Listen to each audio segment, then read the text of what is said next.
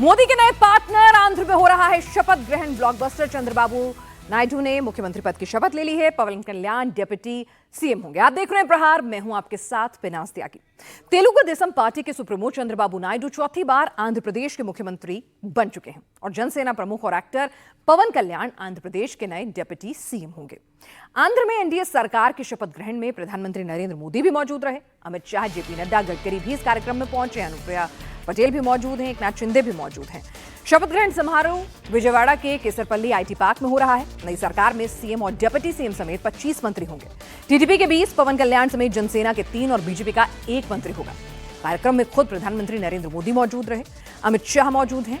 NDA के मंत्री और अन्य राज्यों के मुख्यमंत्री भी मौजूद हैं, क्योंकि प्रधानमंत्री मोदी के शपथ ग्रहण के बाद यहां पर आंध्र में शपथ ग्रहण समारोह हो रहा है, तो एक तरह से एनडीए को अपनी ताकत दिखाने का भी ये मौका है। मंत्रियों की लिस्ट की अगर बात की जाए तो ओबीसी कैटेगरी के 8, अनुसूचित जाति से 3 और अनुसूचित जनजाति से 1 चेहरा शामिल किया गया है।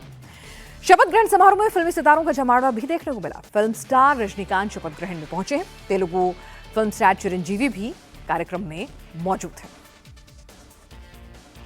आपको बता दें कि यहां पर किस तरह से जिस तरह से इस पूरे की पूरे शपथ ग्रहण समारोह में एक तरह से शक्ति प्रदर्शन एनडीए का भी हुआ है, तो यहां पर ये जो पूरा का पूरा ये डबल इंजन की सरकार है वो चंद्रबाबू नायडू के लिए भी बहुत ज्यादा जरूरी है, क्योंकि अटकलें लगाई जा रही थी कि भाई चंद्रबाबू नायडू जो हैं वो इतनी बड़ी तादाद में उनके साथ सांसद हैं, क्या एक मंत्री पद और जो कुछ उन्हें दिया गया है रिप्रेजेंटेशन मोदी कैबिनेट में उसमें खुश रहेंगे। लेकिन यहां पर अगर देखना होगा तो तालमेल जो है आंध्र में जो उन्होंने 6 गारंटी पूरी करनी है जो उन्होंने वादा किया है, और साथ ही उनके जो अमरावती को राजधानी बनाने का, डैम का, जो तमाम जो उनके ड्रीम प्रोजेक्ट्स हैं, अगर उनको पूरा करना है और आंध्र की जो आर्थिक स्थिति है अगर उसको देखते हुए वो चाहते हैं कि बीमारू स्टेट से निकलकर एक बार फिर से प्रोग्रेसिव और साइबर हब के तौर पर आंध्रा एक बार फिर से डेवलप हो, तो कहीं ना कहीं वो जानते हैं कि उन्हें डिलीवर्स करने हैं। डिलीवरेबल देने के लिए बहुत ज़्यादा ज़रूरी है कि केंद्र का साथ मिले और केंद्र से उनको बजट मिले, और इसीलिए कहा जा रहा है कि यहाँ पर जितनी ज़रूरत केंद्र में मोदी को नायडू की है, उतनी ही ज़रूरत नायडू को आंध्र की सरकार चलाने के लिए, जनता से किए गए अपने वादे पूरे करने के लिए ज़रूरत है मोदी सरकार की भी। और इसीलिए आप देखेंगे कि जब प्रधानमंत्री नरेंद्र मोदी मंच पर मौजूद थे, चंद्रबाबू नायडू ने शपथ ली, तो किस तरह से उन्होंने गले लगाया। दोनों नेता जो हैं वो मुस्कुरा रहे थे एक दूसरे। प्रधानमंत्री मोदी ने नायडू की जिस तरह से पीठ थपथपाई, तो उसी से बॉन्डिंग जो है, एक मैसेज जो है वो देने की कोशिश जो है यहाँ पर की जा रही है कि देखिए दोनों के बीच में जो तालमेल, जो सामंजस्य है वो तो है ही, दोनों एक दूसरे की जरूरत भी है और साथ ही साथ दोनों में एक पर्सनल रिस्पेक्ट और बॉन्डिंग भी है। जिस तरह से जब प्रधानमंत्री नरेंद्र मोदी को एनडीए दल का नेता चुना गया था, तो वहां पर भी नायडू ने कहा था कि सही वक्त पर और सही समय पर हमें प्रधानमंत्री मोदी जैसा चेहरा मिला है। टी राघवन हमारे साथ इस वक्त हैं। राघवन, शपथ ग्रहण समारोह चल रहा है, नायडू एक बार फिर मुख्यमंत्री बन गए हैं। यहाँ पर जिस तरह की तस्वीरें देखने को मिल रही हैं, शक्ति प्रदर्शन भी एनडीए का है और कहीं ना कहीं जरूरत आज जितनी नायडू मोदी जी की है उतनी ही जरूरत नायडू जी को भी है केंद्र के बजट की और उनसे तमाम योजनाओं में अप्रूवल लेने की।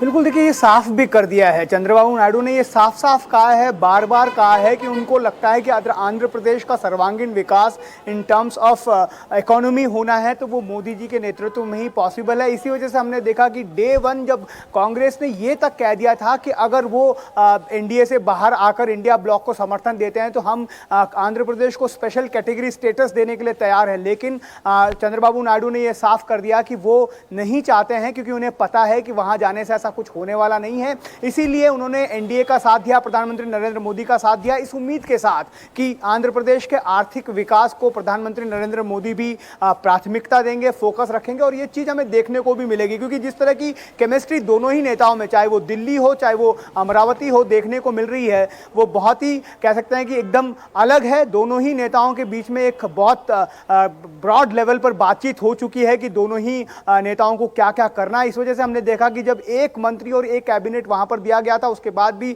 हालांकि कुछ नेताओं ने जरूर कहा था कि वो 4 की उम्मीद रख रहे थे, लेकिन नायडू की तरफ से ऐसी कोई बात नहीं आई और आज हम देख रहे हैं कि यहां पर 8 विधायक होने के बाद भी बीजेपी को सिर्फ 1 मंत्री मिला है जिन्होंने कुछ मिनट पहले शपथ लिया। और सत्य कुमार यादव एक सरप्राइजिंग कह सकते हैं कैंडिडेट बीजेपी से थे। सरप्राइज देने में बीजेपी ने आंध्र प्रदेश को भी गैस करने पर मजबूर कर दिया, क्योंकि यहां पर आदि नारायण रेड्डी और पी श्रीनिवास का नाम आगे चल रहा था, लेकिन हमने देखा कि सत्य कुमार यादव जो हैं वो यहां से बीजेपी के मंत्री के रूप में शपथ ले चुके हैं। इसके अलावा एनएमडी फारूक का भी जिक्र यहां पर करना होगा, मुस्लिम चेहरा टीडीपी के, जिन्होंने कुछ मिनट पहले यहां पर शपथ लिया। पहले वो एमएलसी थे 2014 के नायडू के कार्यकाल में, लेकिन इस बार उन्होंने एमएलए का चुनाव जीता तो उन्हें इनाम भी मिला। ऐसे कई सारे लोग हम कह सकते हैं, पय्यावला केशव है, अनम रामनारायण रेड्डी हैं, ये सब बड़े सीनियर लीडर हैं जो टीडीपी के 2014 में कैबिनेट का हिस्सा रहे थे, अब एक के बाद एक अब शपथ लेते हुए नजर आ रहे हैं। राघवन, जिस तरह से यहाँ पर एक लगातार सवाल उठ रहा है कि नायडू ने जो मुस्लिम कम्युनिटी को लेकर वादे किए हैं, जो योजनाएं की हैं, क्या बीजेपी के साथ मिलने के बाद उन्हें पूरा करने में, उनके एग्जीक्यूशन में किसी तरह की कोई टकराव की स्थिति हो सकती है? जी देखिए, बहुत साफ टीडीपी की तरफ से इस बात को कर दिया गया है कि जो भी वादे यहां पर किए गए हैं राज्य स्तर पर किए गए हैं, क्योंकि हमने जब आंध्रा के एक बड़े बीजेपी नेता डॉक्टर के लक्ष्मण जो एग्जीक्यूटिव मेंबर में सदस्य भी हैं, बीजेपी में चुनाव समिति में भी हैं, उन्होंने भी साफ कह दिया कि हमने कभी भी धर्म के आधार पर आरक्षण का विरोध किया है। अगर कोई इकोनॉमिक स्टाटा के आधार पर आरक्षण दिया जाता है, जो कि आंध्र प्रदेश में केस है, तो बीजेपी का कोई विरोध नहीं है। ये बात हम लगातार देखेंगे। जो भी ऐसे कंटेंशियस इशू है जहां पर लगता है कि दोनों पार्टियों में टकराव की स्थिति हो सकती है, उनको लगता है कि उन जगह पर छोड़ दिया जाएगा। बहुत साफ तरीके से यह कह दिया गया है कि जो भी केंद्र के मुद्दे होंगे टीडीपी उसमें किसी भी तरह की दखलंदाजी नहीं करेगी, और जो भी राज्य के मुद्दे होंगे बीजेपी को उसे मानना पड़ेगा। लगता है यही केमिस्ट्री दोनों के बीच आगे भी काम करने वाली है। बिल्कुल, कम से कम आज शपथ ग्रहण समारोह के दौरान तो जो केमिस्ट्री दिख रही थी प्रधानमंत्री मोदी और नायडू के बीच में, उसको देखकर तो लगता है कि ये तालमेल की सरकार जो है, आपसी रिस्पेक्ट जो है और बॉन्ड जो है, वो भी कहीं ना कहीं दोनों नेताओं के बीच में काफी बड़ा फैक्टर होगा आंध्र के विकास के लिए, और साथ ही साथ केंद्र में एक शांतिपूर्वक तरीके से एक सरकार बिना दखलंदाजी के चलाने में। आगे बढ़ते हैं और अब बात उस खबर की करते हैं जिसका सरोकार देश के लाखों बच्चों के फ्यूचर से, और माँ बाप परेशान हैं। नीट परीक्षा, माँ बाप पूछते हैं बड़े होकर क्या बनोगे, बच्चे कहते हैं डॉक्टर। लेकिन आज ऐसे लाखों सपने संकट में आ गए। डॉक्टर बनने का ख्वाब देखने वाले, दिन रात मेहनत करने वाले करीब 24 लाख बच्चे इस वक्त अपने फ्यूचर को लेकर टेंशन में हैं। वजह है मेडिकल कॉलेज में एडमिशन के लिए जो एंट्रेंस एग्जाम होता है, उसके नतीजों पर सवाल उठ रहे हैं, उसकी पूरी की पूरी परीक्षा प्रणाली पर सवाल उठ रहे हैं। धांधली के आरोप लग रहे हैं। देश भर में छात्र सड़क पर प्रदर्शन कर रहे हैं। नीट परीक्षा को लेकर छात्रों का गुस्सा जो है वो लगातार बढ़ता जा रहा है।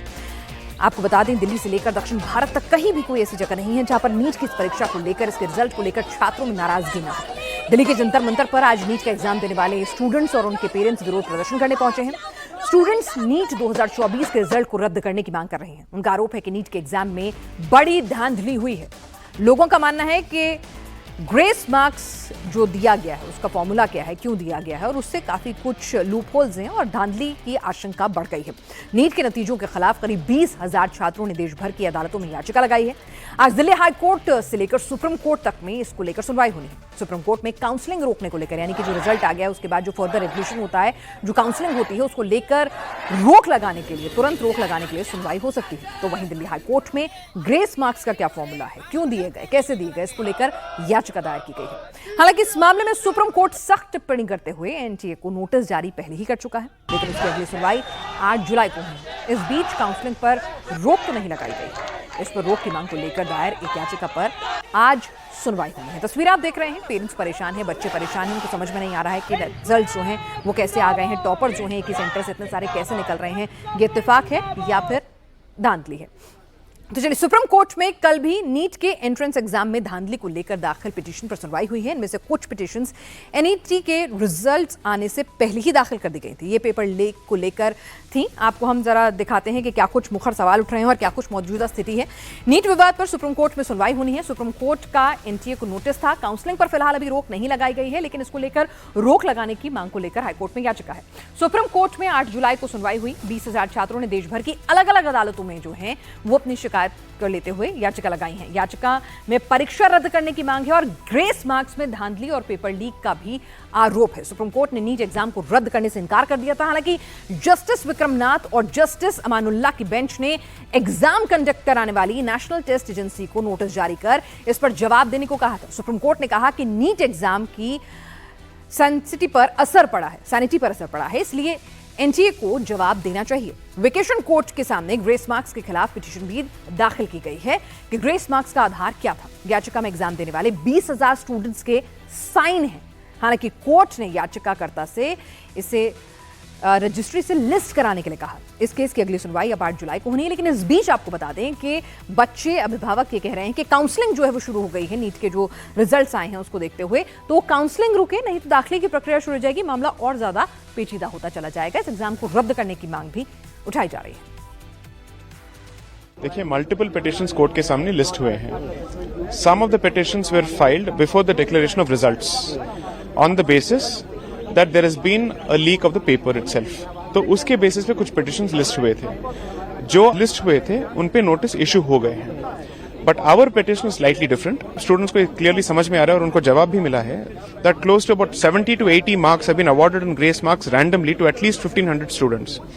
So our petition is different from the other petitions where we are challenging the arbitrary award of grace marks to people. The thing is, since the matter was not listed before the court has only said, आप registry में mention करके इसको list करा दीजिए. The court has indicated that our matter will also be taken up with the other matters and उसमें भी notice issue हो जाना चाहिए. But the court is clear that it will not stay the counseling process at this stage. तो फिलहाल counselling पर stay नहीं लगा है और बच्चे इसी की मांग कर रहे हैं, क्योंकि दाखिले की प्रक्रिया शुरू हो जाएगी तो मामला और ज्यादा पेचीदा हो जाएगा। ग्रेस मार्क्स को लेकर धांधली का आरोप है, पेपर लीक को लेकर संशय है, तो कई सवाल हैं, कई याचिकाएं हैं। नीट की बात करें, नीट यानी national eligibility cum entrance test के रिजल्ट को लेकर छात्रों में गुस्सा क्यों है, आइए आपको यह भी समझाते हैं। दरअसल नीट 2024 कितना साफ है, कितना इम्पार्शियल है, इसको लेकर भी सवाल उठ रहे हैं। टेस्टिंग एजेंसी यानी एनटीए ने 4 जून को नीट का रिजल्ट घोषित किया था। 24 लाख से ज्यादा बच्चों ने परीक्षा दी थी। 13.16 लाख छात्रों को सफलता मिली थी। कुछ कैंडिडेट्स को मिले थे 718 और 719 नंबर। 67 कैंडिडेट्स को ऑल इंडिया रैंक 1 मिला। सभी टॉपर को 720 में से 720 अंक मिल गए। और हरियाणा के झज्जर में एक ही एग्जाम सेंटर से 8 टॉपर निकल गए। नीट में एक साथ 67 स्टूडेंट्स के 720 में से 700 नंबर अंक आ जाने पर सवाल उठ रहे हैं। एक ही सेंटर से, हरियाणा के एक ही सेंटर से आप सोच के देखिए कि 8 टॉपर कैसे निकल जाते हैं, मतलब एक ही एग्जाम सेंटर से 8 टॉपर, ये इत्तेफाक कैसे हो सकता है। वहीं कुछ कैंडिडेट्स को 718 और 719 नंबर भी मिले हैं। इन नंबरों को लेकर भी सवाल उठ रहे हैं और जहां पर कुछ सेंटर्स को लेकर कहा जा रहा था वहां कुछ दिक्कत थी, तो ग्रेस मार्क्स जो दिए गए हैं वो कैसे, उनका आधार क्या है, कितने हैं, उसको लेकर भी सवाल उठ रहे हैं। कई टीचर्स और कैंडिडेट्स का यह तर्क है कि जहां नीट 1 या 2 बच्चों को 720 में से 720 अंक मिला करते थे, वहीं इस बार 67 कैंडिडेट्स को 720 में से 720 अंक मिल गए हैं। इतना अच्छा रिजल्ट 67 छात्रों का आना कैसे है? इसके अलावा नीट परीक्षा में अगर किसी परीक्षार्थी का एक सवाल सही है तो उसे 4 अंक मिलते हैं। अगर किसी एक सवाल में जवाब गलत है तो 1 अंक कटेगा। नेगेटिव मार्किंग जो होती है उसमें 4 में 1 अंक कटता है नेगेटिव मार्किंग। 180 सही जवाब देने पर आपको 720 नंबर मिलेंगे, यानी कि एक भी गलत जवाब आपने दिया नहीं। छात्रों को मिले नंबर पर क्यों सवाल उठ रहे हैं उसे नीट परीक्षा के पैटर्न से भी समझिएगा। नीट में 3 सब्जेक्ट का इम्तिहान होता है, फिजिक्स, केमिस्ट्री, बायोलॉजी, और कुल 200 नंबर के ये एग्जाम होते हैं। फिजिक्स का जो वेटेज है वो 50 है, केमिस्ट्री का वेटेज 50 है और बायोलॉजी का वेटेज, क्योंकि मेडिकल एंट्रेंस एग्जाम है, 100 नंबर का होता है। कुल मिलाकर मतलब 200 प्रश्न हो गए आपके।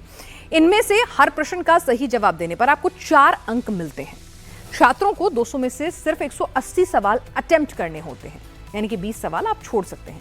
लेकिन गलत जवाब देने पर 1 नंबर आपका कटता है, यानी 1 नंबर की नेगेटिव मार्किंग होती है। सही जवाब देंगे 4 नंबर मिलेंगे, गलत जवाब देंगे तो 1 नंबर कटेगा।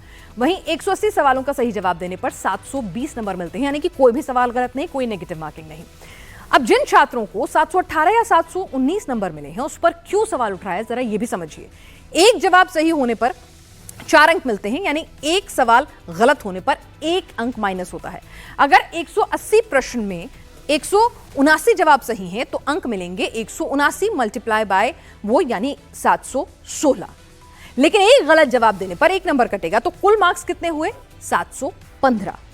अब एक सवाल उठ रहे हैं कि अभ्यर्थियों को किस आधार पर 718 और 719 नंबर मिल गए, क्योंकि फॉर्मूला सही बैठता ही नहीं, क्योंकि अगर आपने एक गलत जवाब दिया है तो एक नंबर कटेगा, यानी कि आपने बाकी के जो 179 179 हैं, क्योंकि 180 क्वेश्चन अटेम्प्ट करने होते हैं, अगर उनको जवाब आपने दिया है सही तो उससे मल्टीप्लाई बाय 4, तो यानी कि 716 नंबर मिले, तो 715 आने चाहिए थे, 718 और 719 आ ही नहीं सकते हैं। तो एक कैलकुलेशन फ्लॉ है। तो कैसे इसमें धांधली के सवाल उठ रहे हैं, लाजमी सी बात है, क्योंकि ये नंबर आ ही नहीं सकते हैं 718 और 719, और ये परीक्षा का पैटर्न, कैलकुलेशन का पैटर्न खुद नीट का सेट किया हुआ है।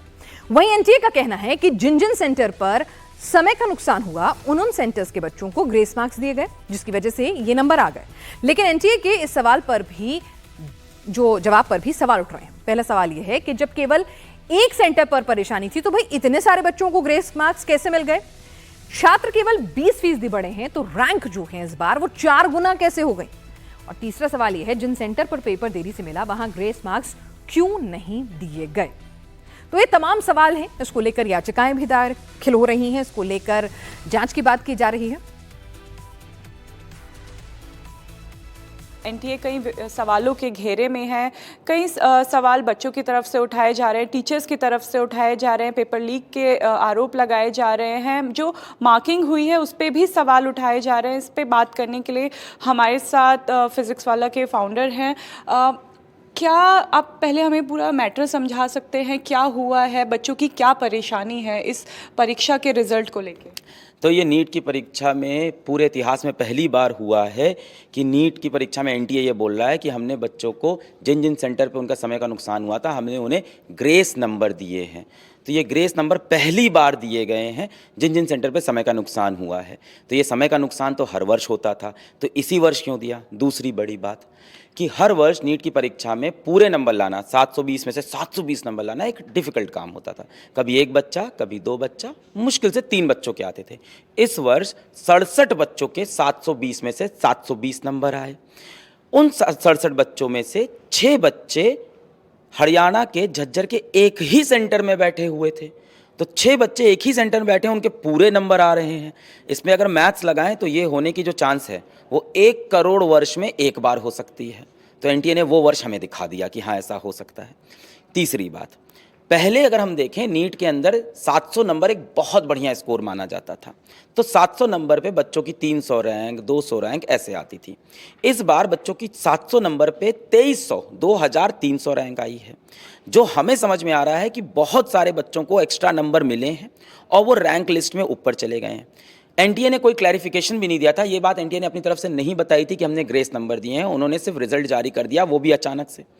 नीट का रिजल्ट आना था 14 जून को, रिजल्ट कब आया? 4 जून को अचानक से रिजल्ट आ गया। एनटीए ने उसका क्लैरिफिकेशन ये दिया कि हम जल्द से जल्द रिजल्ट देना चाहते थे। तो जल्द से जल्द दे रहे हैं तो सही भी तो दें, क्योंकि हम डॉक्टर बनाने की प्रक्रिया में लगे हैं। नेशनल सिक्योरिटी की बात है भाई, डॉक्टर जो कोविड से हमें बचाते हैं। अब इसमें चौथी बात आप ये भी जरा देखिए कि जो बच्चा पूरे अंक लेके आ रहा है 720 में से 720, वो बच्चा भी भारत के टॉप मेडिकल कॉलेज में नहीं पहुंचेगा। अगर हम एम्स दिल्ली की बात कर लेते हैं तो वहाँ पे अगर हम बात करें, एक उदाहरण ले लें कि जनरल की सीटें कुछ 46 जनरल की सीटें हैं और कितने बच्चों के पूरे नंबर आए हैं? हाँ, 67 बच्चों के 67। तो यानी जिन बच्चों के पूरे नंबर आए हैं उसमें से भी कुछ बच्चे एम्स दिल्ली में नहीं पहुँच। अनामिका, सवाल ढेर सारे हैं और सवाल वाजिब भी हैं, सवालों के पीछे अपने तर्क हैं, तो उसको लेकर आज अदालत में क्या कुछ सुनवाई होनी है, क्या अपडेट आपके पास? बिल्कुल, एक याचिका दी गई है जिस अभी तक तो सुप्रीम कोर्ट ने काउंसलिंग पे रोक नहीं लगाई। जो काउंसलिंग पे रोक लगाने वाली याचिका थी वो सुप्रीम कोर्ट ने रद्द कर दी। लेकिन एक और याचिका दायर की गई है कि दोबारा एग्जाम कराए जाए, जिस पे आज कोर्ट में सुनवाई होनी है। जो बच्चों की लड़ाई है वो अब सड़कों पे आ गई है, अदालत तक बच्चे पहुंचने शुरू हो गए हैं। अलग अलग राज्यों में बच्चों ने जो है वो पीएल दाखिल की है। कुछ बच्चों का कहना है कि उनकी OMR शीट जो होती है वो फटी हुई थी, इस वजह से उनका रिजल्ट नहीं आया। कुछ बच्चों का कहना है कि उनके हिसाब से उनके नंबर 600 के करीब आने थे, बट नंबर में गड़बड़ी हुई है। जो जांच हुई उसमें गड़बड़ी हुई, नंबर 600 के बदले 300 आए। और तो इसी को लेके बच्चे जो है वो अलग अलग हाई कोर्ट्स गए हैं, सुप्रीम कोर्ट तक भी बच्चे पहुंच चुके हैं। पेरेंट्स हमारे साथ है, एक स्टूडेंट हमारे साथ है। आप कहाँ से आए हैं? मैं यूपी से बात कर। यूपी से आए हैं। देखिए बहुत आप कहाँ से आए हैं? ये Harsh Dubey is my best friend. जी अच्छा, जी आप- मैं हर्ष का पिता हूँ। हाँ जी। आपसे हमारी शायद ठीक है। 7 तारीख को मुलाकात हुई थी। अभी आपकी क्या डिमांड है? आप क्योंकि हमारी धरने डिमांड पे ये है हैं। कि हाँ, मैं धरने पे आ चुका हूँ इसलिए कि बड़ी उम्मीद रही लंबे समय से, कि सुना जो बच्चे बचपन से कि गांधी जी ने सत्याग्रह के दम से इस देश को आजाद कराया, और आज इन बच्चों के साथ जो अन्याय हो रहा है बिल्कुल। उससे लड़ने की और कोई हमारे अनामिका, माता पिता को समझ नहीं आ रहा है कि बच्चों को भरोसा है कि उन्होंने एग्जाम अच्छा किया था, और जिस तरह से एग्जाम के पैटर्न और नतीजों में कई सवाल उठ खड़े हुए हैं, तो अब माता पिता कह रहे हैं कि कानून की लड़ाई हो या सड़क की लड़ाई हो, वो लड़ने के लिए बच्चों के साथ तैयार खड़े हुए हैं।